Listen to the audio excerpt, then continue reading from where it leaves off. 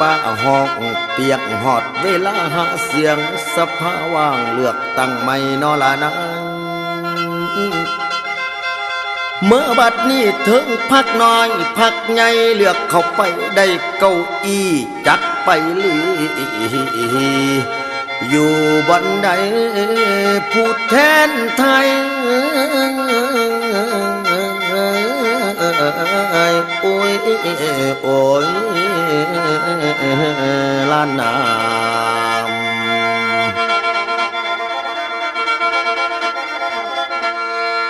เมื่อบัดนี้ยุบสภาแล้วหาวายเที่ยวปะใส่ไปทุกแห่งไผกระแสงอยากเข้าป่าย